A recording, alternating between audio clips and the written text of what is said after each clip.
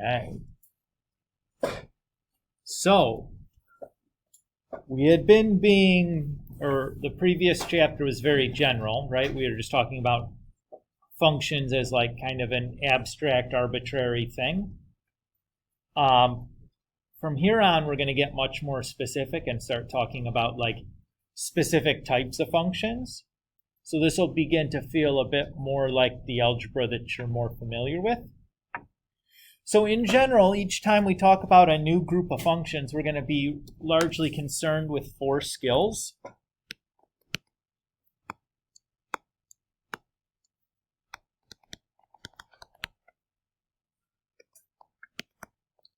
So those 4 skills are going to be simplifying, solving, graphing, and then modeling.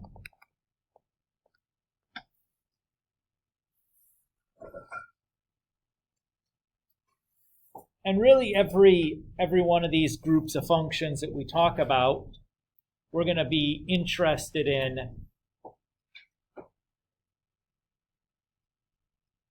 kind of furthering how we, like how do we do these 4 skills with this new type of function. So there will be a little bit of a pattern developing to a lot of these chapters. And that's really kind of the goal here, is to kind of get familiarized with these different kinds of functions and how we perform these different skills inside of those those different types of functions. Okay. For chapter 2, we're going to be talking about absolute value functions.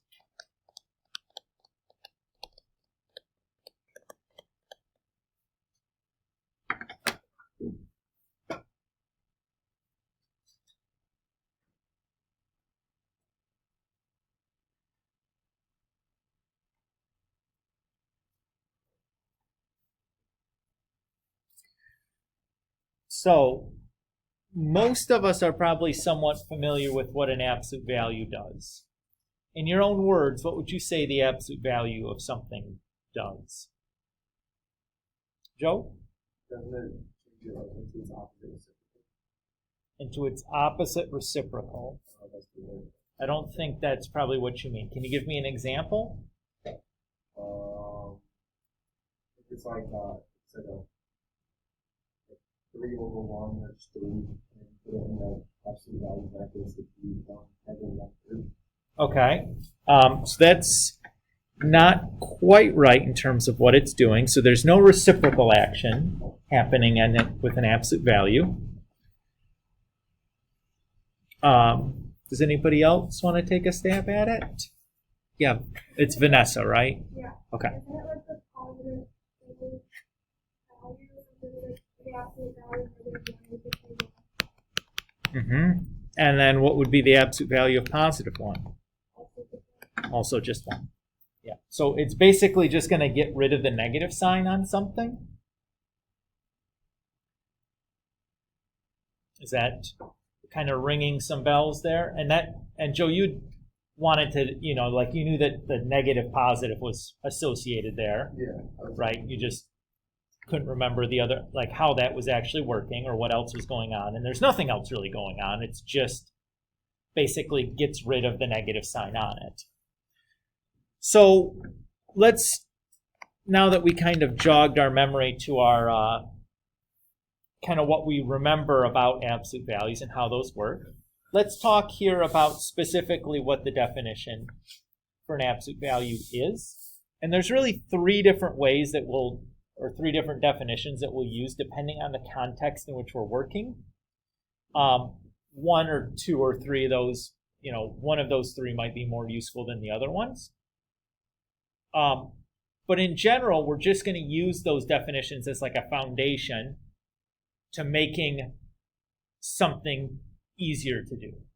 Okay, so we're only going to take the definition to justify like some shortcut that we're going to build out later. Because in general, the definitions aren't super practical to use. Yes. But we do need them to kind of justify some things that we're going to do later. So the first definition is the absolute value of A, which we write as A with the two vertical bars around it, is the distance from A to 0 on the number line.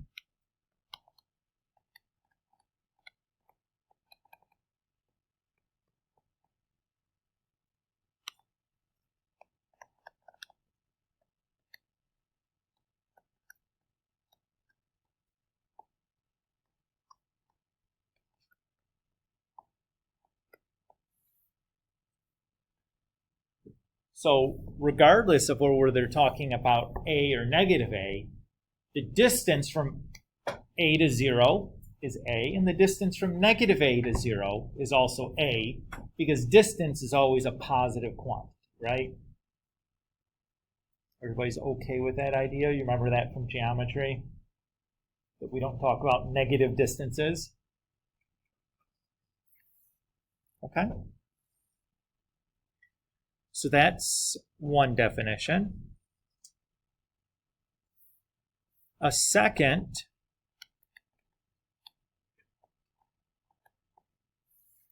is that the absolute value of A is just the square root of A squared, or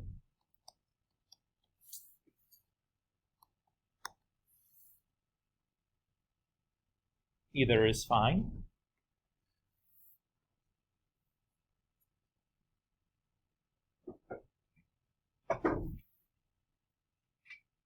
So let's think about this for a moment. If I square a number, I'm always going to get a positive result back, right? Because when we square a number, it's the number times itself. So if it's positive, positive times positive gives me positive. If that number was negative, negative times negative also gives me positive, right? So either way, if I square a number, I get a positive result. If I then square root that positive, I can take the square root of any positive number, right? And I know that the square root is basically going to undo the squaring, and I'll be left back just with the positive value that I started with. Is everybody okay with that idea?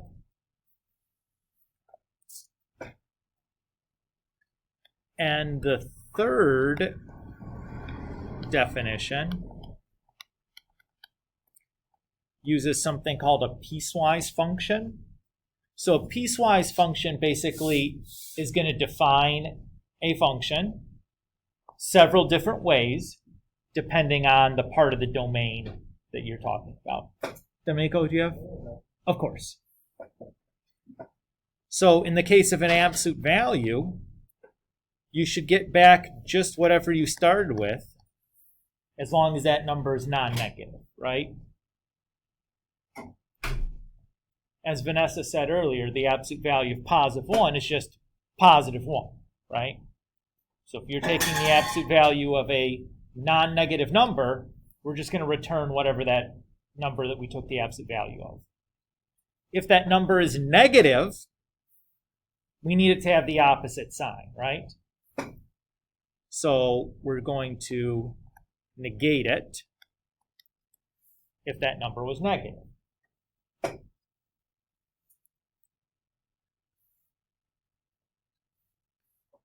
So how is this working? Let's just do a little example just to kind of give you a feel. If I take the absolute value of negative 3, well, negative 3 is less than 0, right? So that tells me I'm operating with this part of my piecewise definition. So I'm going to have a negative of negative 3, which would just be positive 3. Does everybody see that? If I say take the absolute value of 4, well, 4 is greater than or equal to 0, so I should be using this part of my definition. So it should just return 4.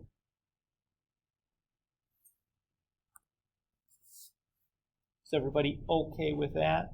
We can see that these three definitions are equivalent to the same thing that we described, like basically the absolute value just gets rid of the negative sign. And if it's a positive number, it does nothing, right? Good. So what we'll talk about next is starting to talk about simplifying.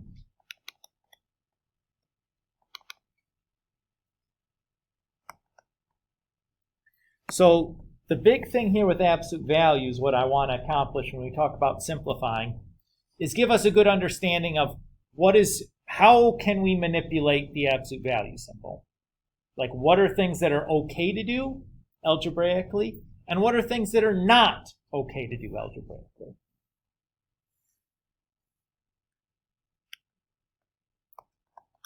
So we're basically talking about rules, i.e. the do's, and then the non-rules, or the don'ts.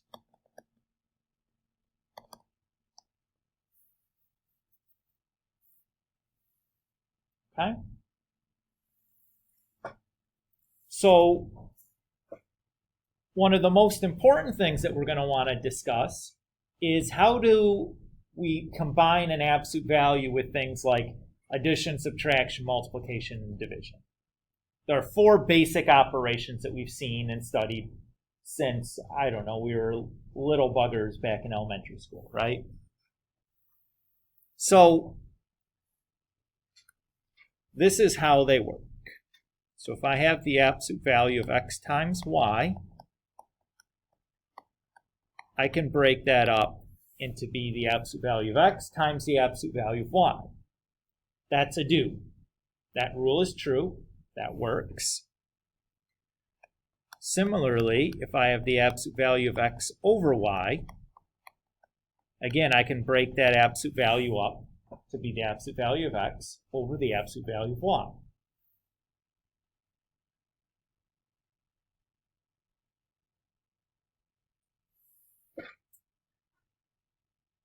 However, if I have the absolute value of x plus y, that is not the same as the absolute value of x plus the absolute value of y.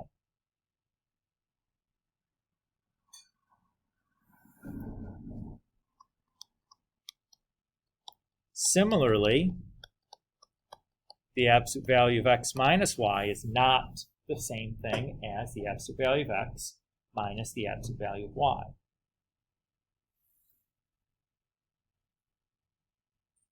Now in this don'ts column, are we saying that the absolute value of x plus y is never equal to the absolute value of x plus the absolute value of y? No, we're not saying that. What we're saying is it's not always equal.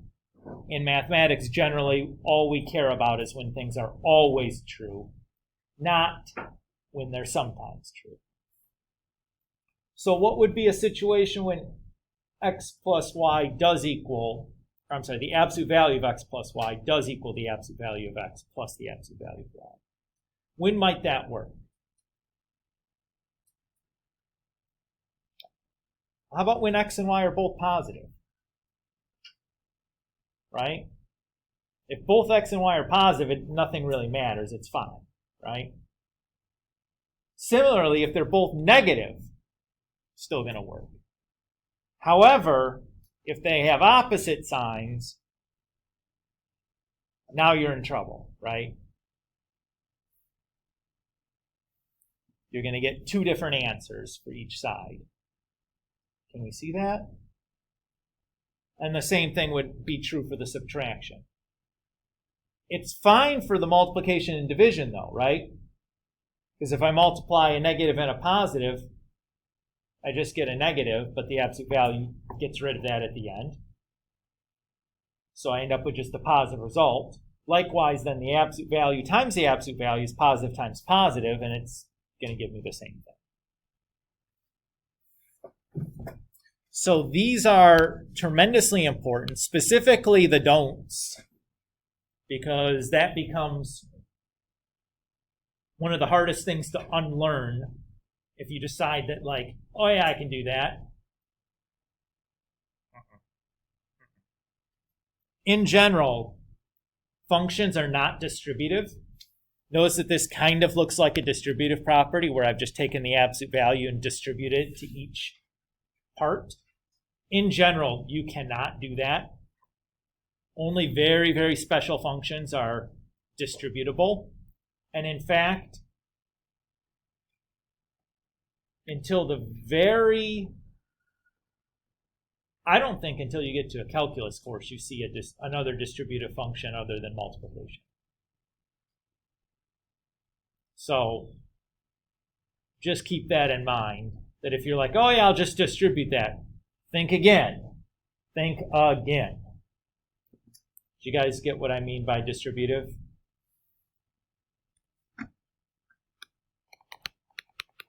Like from your Algebra 1 class, your distributive property would be like, probably use just letters like this, where you said this was true. That works for multiplication and division. That's it, though. Like there's nothing else that you're going to see that's going to distribute for a long time. So if you start trying to distribute something, and it's not multiplication division, pull back on the reins there a little bit. Be like, whoa, they're a big guy. Nobody thinks he's. I'm trying to be funny. It's the masks. That's what I think it is. All right. So let's look at some examples then.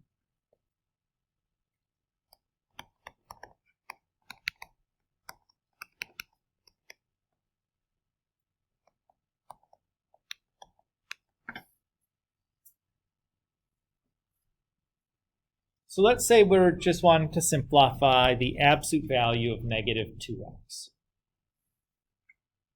Well, I can use that property that we just established to turn that into the absolute value of negative 2 times the absolute value of x.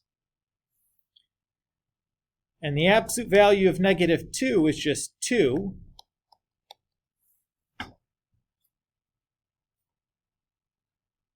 So I can just write this as 2 times the absolute value of x. Now, can I do the absolute value of x? That can't be simplified anymore because we don't know whether x is positive or negative, right? Because x is a variable, we just have to leave it as the absolute value of x. You can't do any better than that. Is that okay? Cool.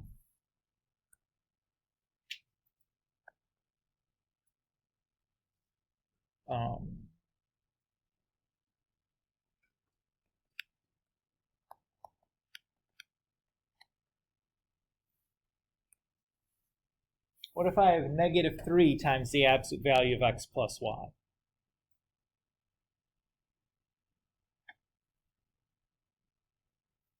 Can we do this? No, that should go in the don'ts column. Let's scroll back up there and add that to our list, the don'ts.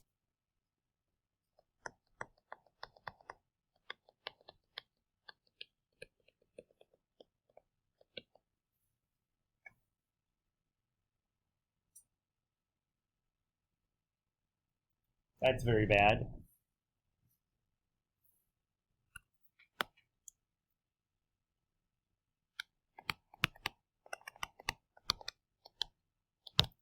There's nothing more to do on that one.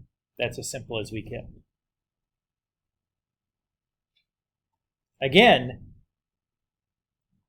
trying to distribute inside an absolute value is something that is easy to, it's an easy mistake to make. It looks a lot like the distributive property, right? Don't learn it. Don't learn that, though, because it's a really hard habit to break. It's very hard to unlearn that once you decide that that's something that you're able to do. You should never do that. Was okay there? Okay.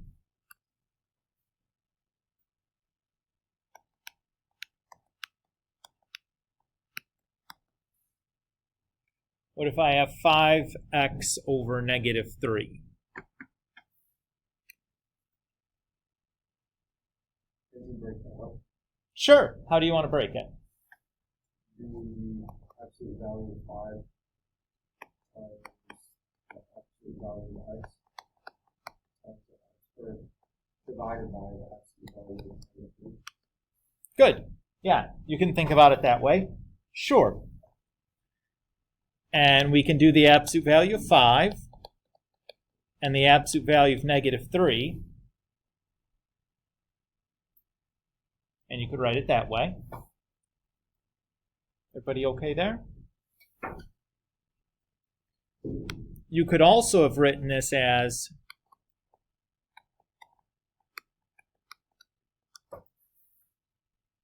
the absolute value of negative 5/3 times x, and just written it as that also.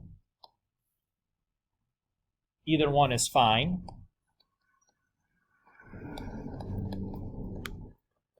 And really there's no, there's no difference between the two. They're both equally correct. I figured I'd make mention of that, though, that if you think about the 5 over negative 3 as just a fraction, that's okay to do too. Okay. We just have a minute or two left. Let's stop here because I think that's probably good for examples. I don't have any work for you guys to do in regards to this. We'll just pick up kind of where we left.